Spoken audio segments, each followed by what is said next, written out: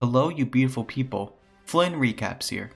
Today, I'm going to be explaining a science fiction adventure film called Back to the Future. Spoilers ahead. Watch out and take care. The year is 1985. Marty McFly is a high school student. In a warehouse, he tests a huge speaker that ultimately fails. There, he receives a call from his scientist friend, Doc Brown, who informs him about a new invention he wants to show Marty late at night. Marty realizes he is late for school. Arriving at his high school, he is greeted by his girlfriend Jennifer and the principal, Strickland, who calls Marty a slacker, just like his father. Marty auditions for a band contest, but is eliminated only seconds later. Outside, Marty is devastated. He explains to Jennifer that he is afraid of becoming like his parents one day, but Jennifer assures that would never happen. Marty arrives home and finds a car being towed that had been smashed. Inside the house, we see that Marty's father, George, is being bullied by his supervisor, Biff Tannen. We see more of Marty's family, his mother Lorraine, and his older brother and sister. Later that night, Marty arrives at the Twin Pines Mall. There, he gets a glimpse of Doc Brown's invention, a time machine built on a DeLorean. He tests it on his dog Einstein, and it is successful. He refuels the DeLorean with plutonium he stole from Libyan terrorists. Later, the terrorists arrive unexpectedly. They shoot Doc first, killing him instantly. Then, Marty escapes with the DeLorean. He is then teleported back in time. Marty stops the car and finds out that his neighborhood has disappeared. Desperate to get back, he finds out that he has no plutonium to fuel the car, so he sets out to explore Hill Valley. Confused about why everything looks so different, he reads a newspaper, finding out he is in the year 1955. He goes to a cafe, sitting next to a man who is his father, George. Biff arrives and bullies George. Marty follows George, who is spying on a woman. There, he falls onto the street.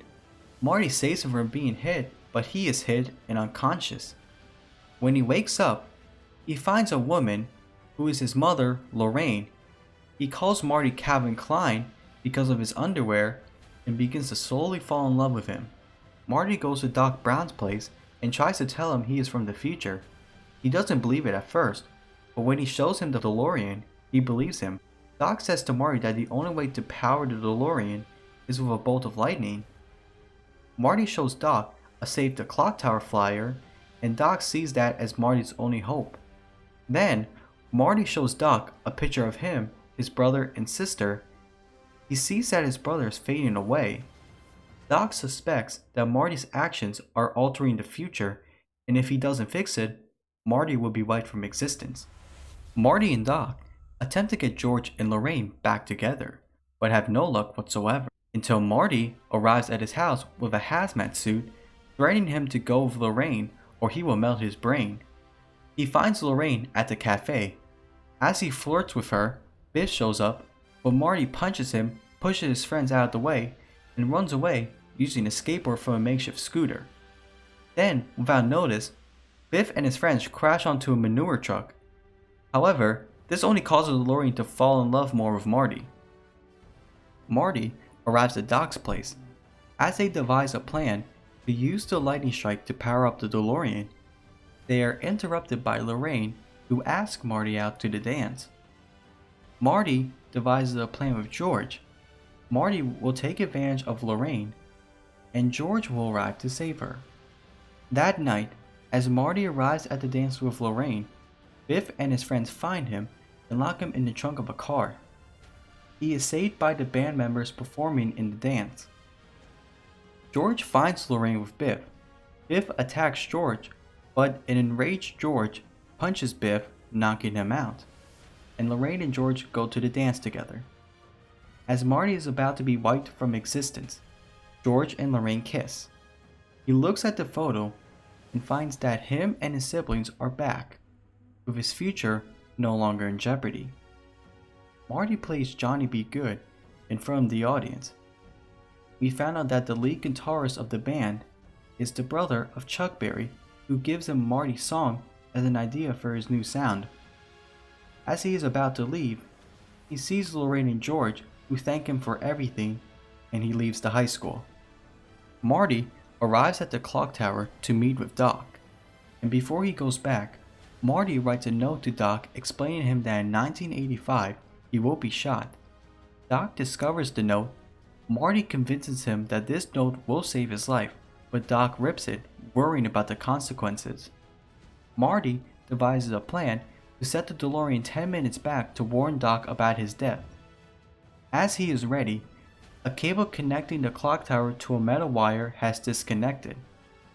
Doc eventually connects it back as soon as the lightning hits the cable, and Marty successfully travels back to 1985.